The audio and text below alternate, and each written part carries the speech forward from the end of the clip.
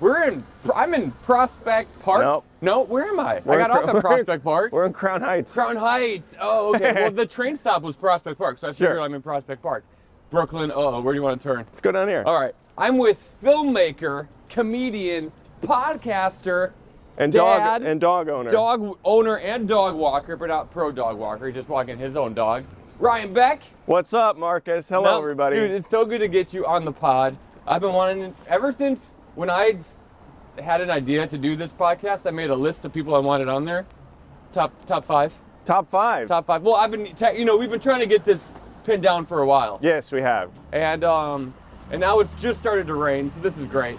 But I do have an umbrella, if you think we need it. We'll see what the dog wants. Okay.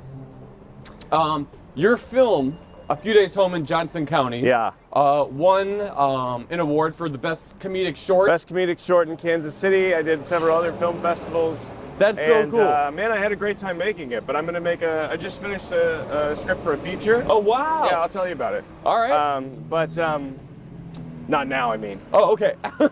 Well, I want to talk to you a little bit about A Few Days Home. Do you call it, like, for short, A Few Days Home? I haven't, yeah, I guess. Yeah, that's right. I watched it again on my way over here. You did? Because I wanted to, like, I remember when you sent me the link, and I was like, oh my gosh, this is great. Thanks, man. It's almost like a dark comedy, would you say? Yeah, I would say it's a dark comedy, but just with the themes of, it's about my dad and how he wants to be buried in the backyard. Uh-huh. So I guess some true? people think that's dark. Yeah, I mean, that's like his, like, sort of, it's something he said in jest so many times to where it makes you think, like, are you joking? Wow. Okay, that's interesting. But what was fun for this movie is, like, we actually had to dig a grave in the backyard, and I filmed it at their house. At your parents' house? Yeah. Oh, wow. So it's there. And so, did you ever think about casting because No. I mean, I did toy with the idea of casting my own parents, but like, they're not actors, and it's just like that wouldn't have been what I wanted. So the synopsis of the movie. Do you want to tell the people, or do you want me to try to explain it? You can do it. All right, go give it a shot. It's about a guy from the Midwest who comes home to see his parents. Yeah. And he discovers the book. The Death Binder. The Death Binder. That's right. Hold on, you need to go pee? And the Death Binder has kind of like blows your mind a bit because it's about how your dad wants to be buried in the backyard, and he also wants it to be kept secret from my mom character, right? Right. Generally, that's the scoop of it, right? Yeah. Is that you come home and it's just about how hard it is to, even no matter how old you are and how self-sufficient you become, like your parents are still your parents. Yeah. Yeah, that's very true. There's a moment where it flips and you're just increasingly annoyed with everything they do. That is very, very true. We're both from the Midwest. Yes. Now, when I come home, is there like something you like to do, like when you first come home, like to your parents' house? And by the way, is that the house like you grew up in, like? Still? No, they've moved a couple of times. We moved around a lot when I was a teenager and stuff. Gotcha. So, what do I like to do? Man, I mean, really the first thing I like to do since it's Missouri is get some food. Yeah. Get to barbecue, get whatever. I didn't know Missouri was known for barbecue. Well, you got to read. I do. I do you read. You got to read more. I didn't know. Okay, what book would it? All right. Barbecue blogs. I don't know. All Let's take a lap. All right. Woo. All right. So yeah, you like to. I mean, there's like I live in. My parents are in Wisconsin, and there is a lot. I wouldn't say it's known for its barbecue, but there are some good. We got beer. You got beer. You got some brats. We got brats. We got cheese curds. Cheese, right? Cheese is big. Yep, cheese is big. Cheese is a good that's time. a great combo right there. Yeah, you know what? Milwaukee has actually a really good Thai scene. Is that right? A lot of good Thai food in Milwaukee, and I like Thai food, so yeah, it's not bad. Here's a fun fact. My wife is allergic to ginger, so we very much limits the takeout order. Oh, wow. So when she can eat Thai food, some Thai food, but whenever she's out of town, I don't know how you are with your wife, but I like, if my wife's out of town, I'm basically just trying to kill myself with food. Oh, absolutely. I'm eating all the Indian food. I'm ordering like an upsetting amount to where they send like, I don't like when they put utensils in, but they're putting so much in because they think it's like a family that has ordered how much food I've got. That's so funny. Well, my wife's a vegan and I'm a vegetarian, so like she doesn't do like pizzas because like it has cheese on it. So whenever she leaves, I'm ordering pizza. Absolutely. I'm just living large, baby. You gotta. And like, look, I probably shouldn't eat as much pizza as I do when she's gone, but it's so good. I mean, how can you not? It's the best. This is much better than us cheating on our wives. Yes, although sometimes like I'll open up I've never had a dating app, And because my wife and I have just been together for like 14 years, but sometimes I'll lay in bed and I'll like turn over, like when she's on one side, I'll turn over, she can't see me, and I'll like scroll the McDonald's app. Like, oh yeah, look at those buns. Like that's the closest I've ever come to cheating on my wife. Yeah, I think that's great. My wife actually was on a dating app while we were married by mistake. Oh, did she think it was a different kind of app? No, she got like totally sucked into their marketing campaign. Oh, wow. She got an email that said, you have matches waiting for you. And she was like, oh no, did I forget to cancel my account? And she followed the link and ended up making a new account. And she's like, so anyway, I came home and she's like, I was like, how was your day? She's like, well, I signed up for Match.com. And I was like, what?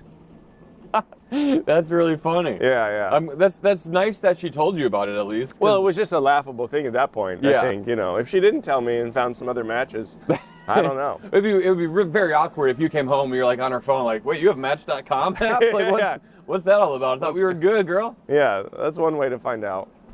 What are some of like the obstacles when it comes to filmmaking? And you almost did like a do-it-yourself kind of. Well, I don't have any formal training. Yeah. And I think in some respects, right, that like kind of helped frame my filter for what I wanted, because basically I let people who are experts in their field as a director be the expert. I don't know anything. Yeah. I don't know what you do specifically. I know what I want to capture. I know the vision I want to create. Yeah. And so I think like I've educated myself with every book and everything I could find. This is years. I've done stuff for years, right? This particular film though, on a set like this that I'm paying for, that I created, I wrote, I'm directing, I'm in it, everything. Yeah. Right? I'm willing this thing into existence. Yeah. It's still a collaborative art form. Yeah. So, yeah, I mean, you're just like, there's something to be said about not knowing things, but also when you have to recognize your limitations, I think, to be an effective filmmaker, and to let other people be the best that they can be, and get people like really excited about the vision and what you're trying to make as a team. What I really was impressed by when watching the film, even the first time, I noticed like the blocking was really good. Oh, thank you. Especially when you're in the like storage unit or the closet. Yeah. And like your dad's feet like perfectly like frame your face. Like that seems like. So that was like just kind of the way that all that came about was me trying to get interesting. Well, maybe we should walk a block without. Sure. I don't want the audio to be too bad. We can wait. What are they building here? I don't fucking know. Oh. This place is all over. Everywhere is under construction over here. Yeah. Well, that's nice though. Domino's. Do you go to the Domino's? Unfortunately, we go to the Domino's. I love. You don't like Domino's? Oh no, I mean because it's just so close. Oh yeah. I have one about 2 blocks away, and I'm there pretty much. When my wife leaves tomorrow. Yeah. I'm getting Domino's. Dude, if we end up moving to this other neighborhood we're looking at, there's a Pizza Hut right down the street. Ooh. So we're going from Domino's. You don't like Pizza Hut? Yes. Not much. I prefer Domino's. Do you like Pizza Hut? Yeah, I think I love the breadsticks at Pizza Hut. I mean, well, what else are you gonna? Well, yeah, that's the breadsticks enough, man. are the best. That's enough. Yeah. I actually haven't had a Pizza Hut pizza in a long time, so I shouldn't judge. Mix it up. You mix it up. Okay, sorry. So I didn't mean to stop you from. Let's go up here and then we'll make a right on this one. Okay. Okay, so you were talking about like the framing of the shots. Yeah, listen, it's like, again, it was just like, what do I like? That's what I would say. It's like, what do I like? What kind of vibe do I want to capture? And then I just kind of pictured it in my mind and I drew it out. And I storyboarded it in my crude little drawings. And I presented that to my amazing director of photography buddy, Jeff. And we made it happen. That's so cool. So like, I don't know anything about cameras or lighting or any of that stuff. And so it's just like, find people who are really great at it and explain what I'm trying to make and be like, how would you guys do this? Yeah, yeah. You know? Yeah. Here's what I want. You know, that's great that you did that, because I think a lot of people in your position then would be like, no, I'm going to do it all. I want to, you know, call all the shots. But you're saying, no, I know how I want it to look. But I need help with the lighting and the the audio sounds amazing. The music's amazing. So good. That opening sequence. Yep, these guys, like, Young Lion, they did the music, and my buddy Samar, he is playing the oud, the Iraqi instrument. Yeah. And it's really a beautiful thing that they were able to come up with, and it was all about just I mean, you know, this is true for stand-up, this is true for filmmaking, but you have to recognize your limitations and then work within that. Yes. And so, like, you know, I mean, it's simple as, like, if you're not a guy that's great at impressions, maybe don't do one. Right. Find a different way to express what you're trying to say. Or ask someone funny. how to do it. Sure. Right. Yeah.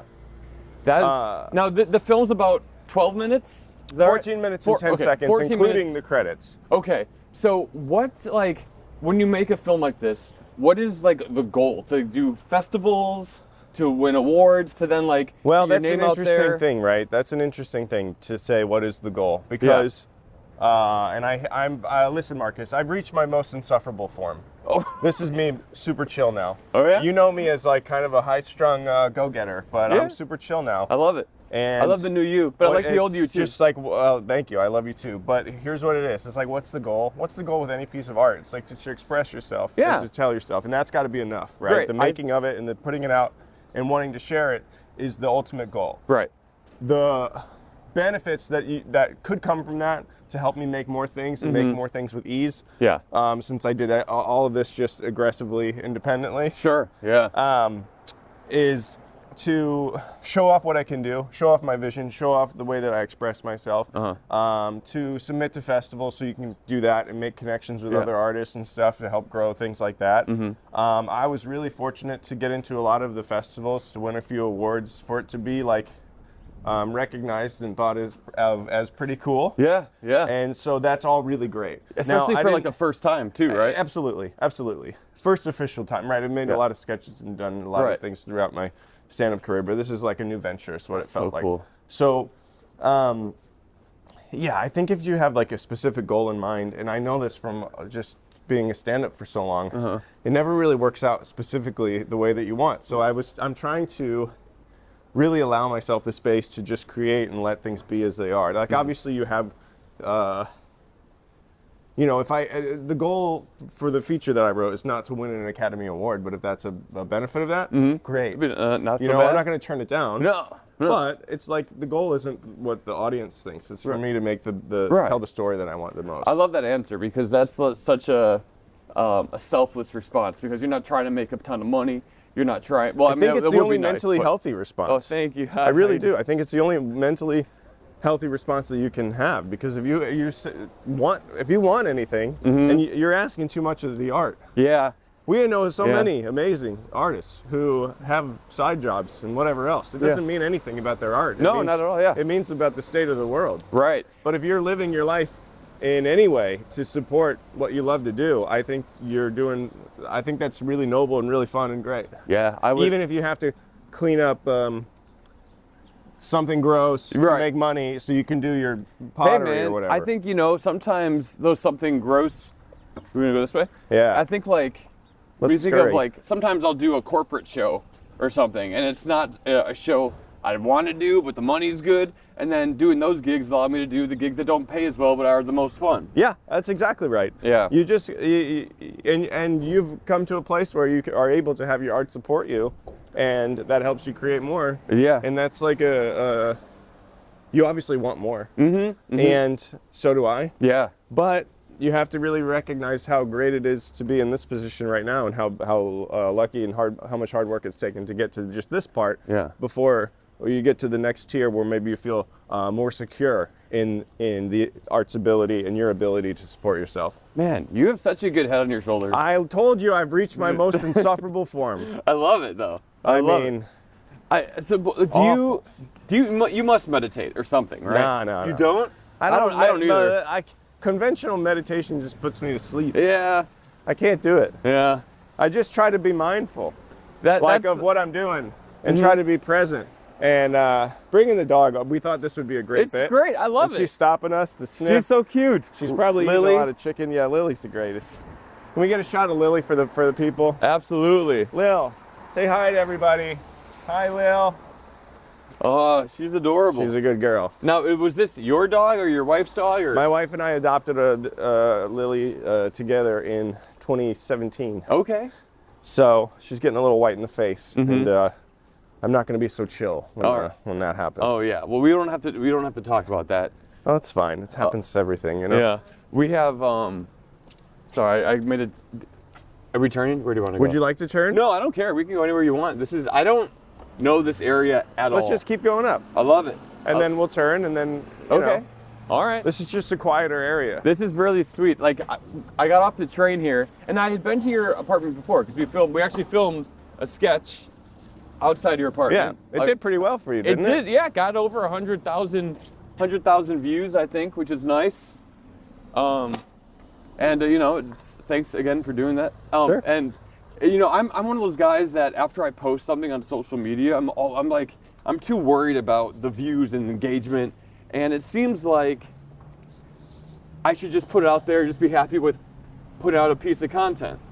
Yeah, I mean, it's a troubling thing because what you're really after, I think, is probably security. Yes. And you want security.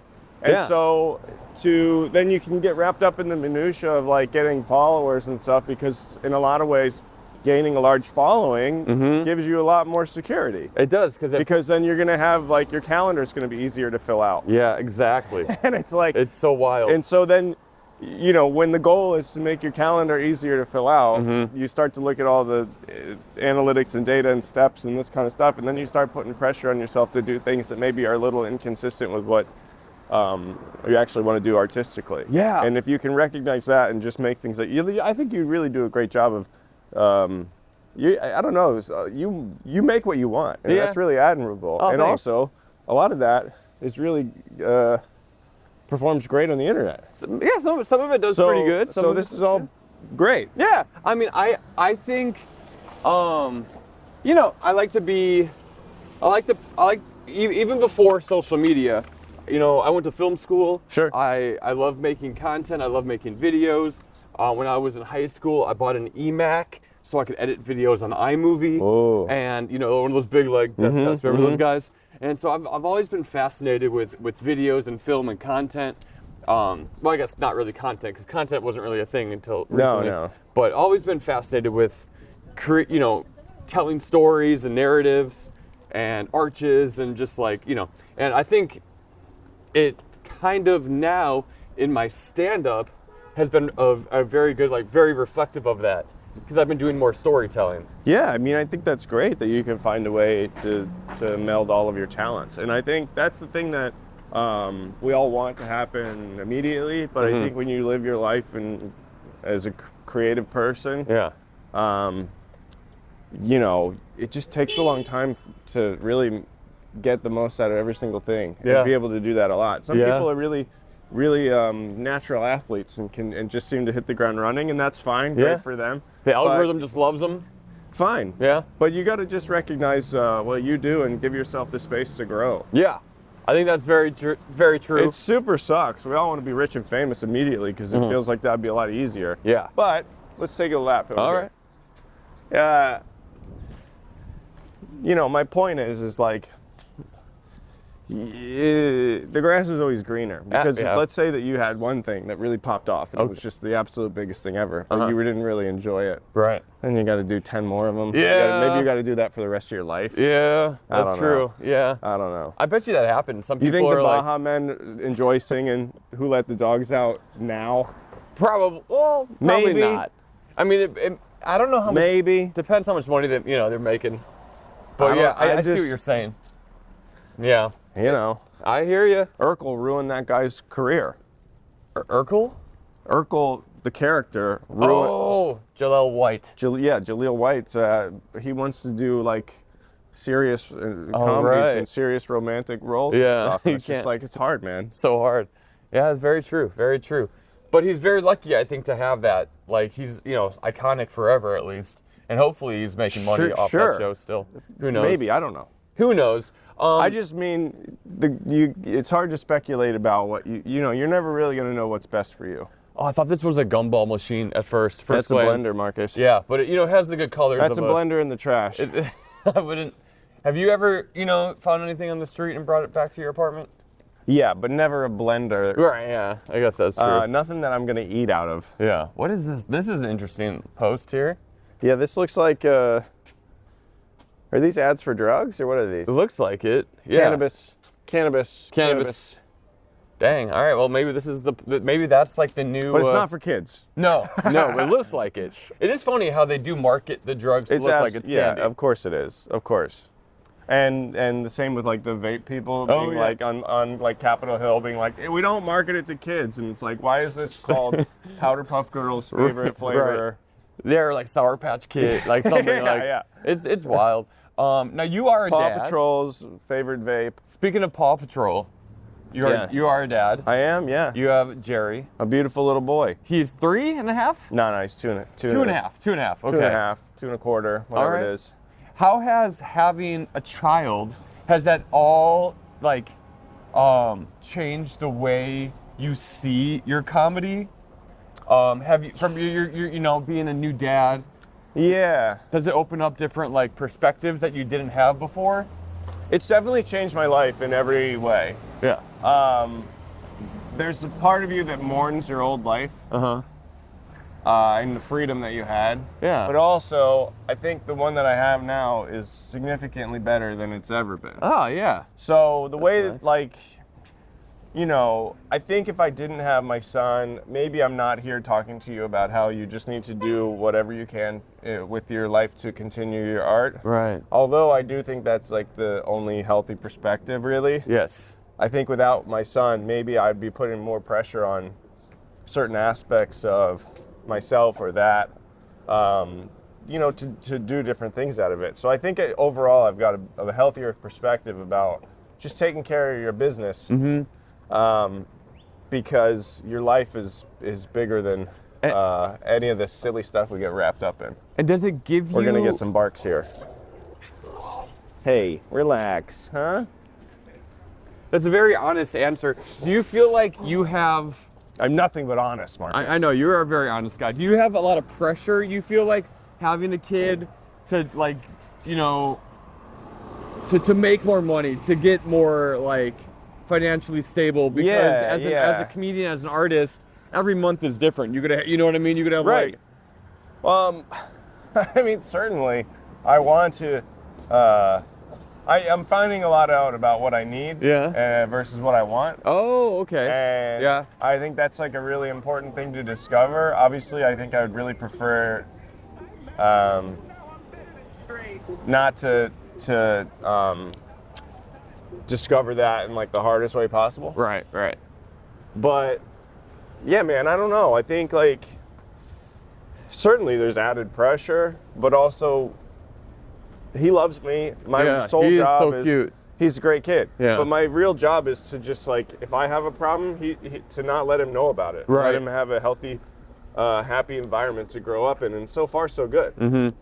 So like, I can feel whatever pressure, any personal woes, any of that stuff, and you just, when you get home, you just pretend to be a dinosaur. Right, exactly. I love it. It doesn't matter. Yeah. Ryan Beckosaurus. Everybody I know could die in a car crash, and it's like, well, tonight I'm a triceratops. Yeah, I love that. So I can't worry about that right now. It's really funny you say dinosaur because I have a step-grandchild. Yes. Right, Poppy. She's 3, very close to Jerry's age, and she likes when I am a dinosaur as well. Yeah. And so I'll put on, I bought a dinosaur mask, and she climbs on my back. And I love it. I crawl around the room, and you got a good sound? I just kind of, okay. I don't know what dinosaurs sound like, do you? Well, I haven't heard one personally. Oh, okay. Well, I told everything in this is under construction. This is too tall. That is tall. Look how they're ruining the neighborhood.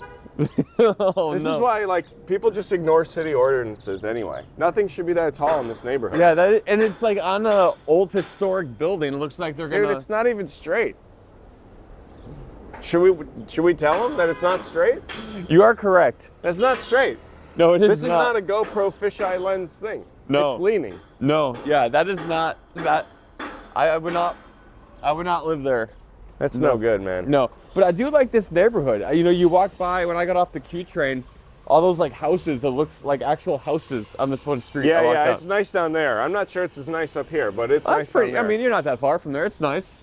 Yeah, I like it. It's a nice neighborhood. Yeah. That's a good spot.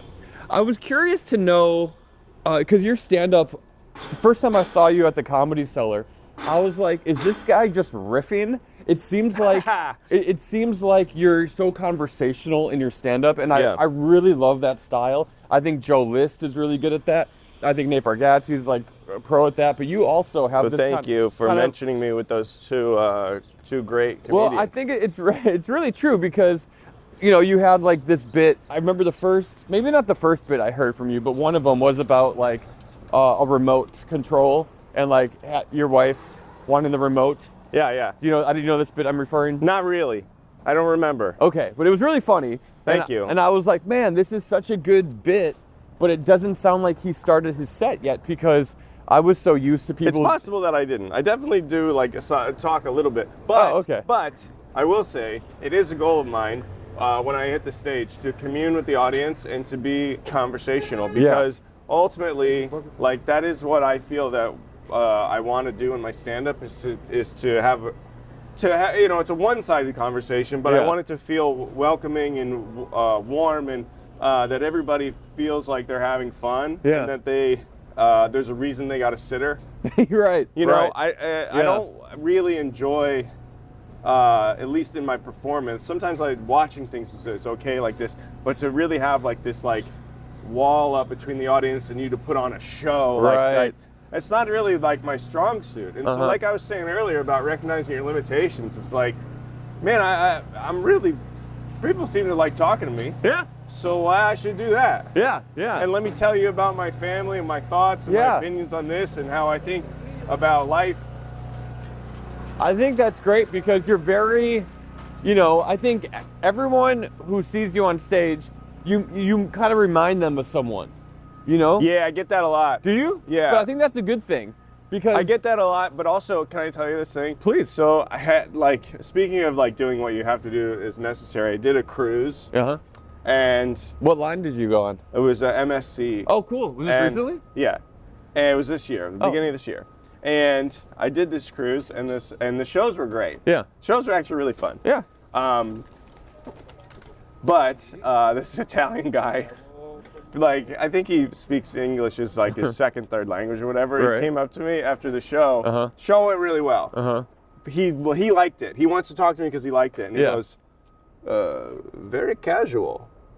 That's what he said to me. I think that's a great compliment. I kind of liked it. I think so too. While it seems like, oh boy, we got a big dog here. Well, it seems like it was going to be like a really, like it could be like kind of a slam. I was like, no, this is like the highest compliment a Italian person who doesn't really speak English could bestow. Yes, I think so too. Yeah. All right, so is Lily, she doesn't like the big guys. She doesn't like any other dogs. Oh, okay. So let's see how this goes. Ugh, you're getting scooped. Oh. Yeah, relax. Relax. Oh, Lily, it's okay. She's a sweetheart. She is so cute. This is how a lot of our dog walks go. That's awesome. She's walking me. I would love to take my cat on a walk. I have 2 cats. One of them could definitely just go on a walk with me.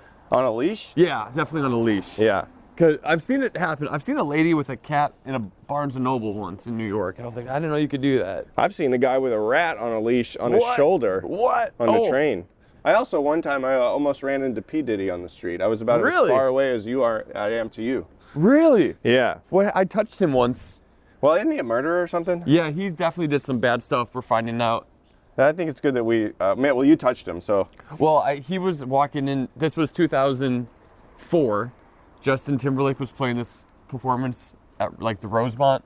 He was doing like a small venue, and P.Diddy and I was just outside. I didn't have a ticket. I was hoping someone would give me a ticket, and I didn't get one. But he was like walking by me, and I just touched him like that. I just like poked him. That's a real risky invasion of privacy there. Yeah. Well, you know. I guess you get famous, you're gonna get poked by Marcus. Poked ya, bitch. Poked ya. I don't know why I did that. I was young. I was 19. Hey, that's fine. You know, you gotta. We're all just trying to figure out who we are. You know. That is very true. That's very true. That's very true. Oh my goodness. So I brought up your style of comedy because I was curious to hear, like, how do you write your jokes? That's a good point, or a good question. How do I write my jokes? Yeah, well, you know, I think that really like it begins with just trying to really recognize what makes you laugh and what you think is interesting, and then I just take that and I sort of just allow myself to react to it. Mm-hmm. And then you take that, and I take that and I write it all down, right? I write it in the notebook. Yeah. And then once it's in the notebook, I look at it, try to find the angle, cut out what's not really helpful. And then I'll take that to the stage, and I'll forget 30% of it. Right. And whatever that other 30% that I fill in on the stage goes back into the notebook. And then I see if there's any lines that I did forget that I want to pull back out. And they kind of grow like that. Do you record your sets and listen back? Yeah. And then so you take the laugh lines and you keep those, and then you try to rework other fillers. Yeah, yeah. So then that can become its most efficient, but still conversational form. Cool. I like that. So do you do any writing from stage? And if you don't know what that means like you go up on stage and just kind of hope something works. I mean, there's like certainly moments where you're being present and you're trying to, you're being present, you're trying to just see what, be in the moment and talk and yeah, there's some of that, but I never rely on that because I think like that's just a recipe for putting on like a kind of a bad show. Some people do rely on that. I'm like, how do you do that? I can't. Well, they're allowing themselves to react to it in the moment on stage, right? And so it's not that I don't do that, and I'm always finding lines while I'm in the bit. I'm always finding lines. Yeah. Right? Yeah. That's that 30% that I'm talking about. Absolutely. But if I don't do the prep work, like it's just not as tight, and it's not going to allow me that space to find that last 30%. Right. Okay. I need to know what I'm doing, and I need to have like some idea of my out because when you're a paid professional, you got to deliver. You have to. So land your jokes. Yeah. Yeah. Like I get really annoyed. But now I'm letting it go because I'm super chill now. Yeah, you're very chill. This is all new you. All new me. But you got to just be funny. Yeah. And, you don't need to be like a nutty craftsman or whatever. Let's take a left. But, land your jokes. Yeah. Do you type out your jokes ever? Nah. No? Nah, I just lose it if I do that. I got to write it by hand. Oh, okay. I used to write by hand, and now I've been typing them out. Do you remember them the same? Mm-hmm. Well, good for you. Yeah, I'm able to. But you know what? I do something that's kind of embarrassing to admit, but I have I'll like rehearse it out loud in my office, in my apartment, and I'll act it out. I'll, hold a comb as a remote as a mic, and I'll just like try to get it, I think that's okay. Yeah. I mean, I don't do that. But I certainly think about what I want to say, and my wife, like, she'll comment. She'll be like, "Are you doing a joke right now?" Because I'll just be sitting at the table, and my face will be like, "Yeah, yes." And I'm just like thinking about it in my head. She's like, "Are you shitting yourself, or are you telling your joke?" Yeah. You can always tell when I'm thinking about something, which is I'm just usually disconnected, making faces to myself. I've learned to stop telling my wife like new jokes that I get because she doesn't like them. Oh, and she's not gonna get it. No, not and at all. And you're gonna lose all your steam. Yep, I just stopped. Yeah, you can't be doing that. Oh, I wrote a great joke. She's like, "Let me hear it." I'm like, "Nope, nope, definitely not." Yeah, it's interesting because you love your wife. Yes. I love my wife, and my wife is my reader. She's my first person I talk to. Sure. But if I gotta still make sure that I'm presenting it in a way that she can actually understand what I'm trying to get at. Absolutely. Otherwise, she'll be like, "I don't," and then I'm like, that seed's crushed. Right. That's gone forever. Right. Yeah, it's hard to get the confidence back after the wife. After I tell a joke to my wife, there's just silence. She's like, "Is that it?" Yeah. I'm like, yeah, that's what? Yeah, that's it. Yeah. Speaking of that's it, Ryan Beck, thank you so much for joining me on Talkie Walkie. Did you have a good time? I had a great time. I've always wanted to do this with you. We did it. I love it. We did it. Where can Lilly had a great time too. Lilly crushed it. Where can people find you? Yeah, you can find me at I Am Ryan Beck on Instagram. You can go to my website, IamRyanBeck.com, and you can watch my short film there, my interactive film there, a bunch of my sketches, Comedy Central work, my hour special, my Comedy Central digital stand-up. There's lots of stuff out there. Dang, you got a lot of content. Yeah, just find me on Instagram, and you're going to find me everywhere. I love it. Ryan Beck, Talkie Walkie. Thanks for watching. Don't forget to subscribe and or watch another one. Watch another video. Could be fun. don't know. Could be cool. You're already this far. You're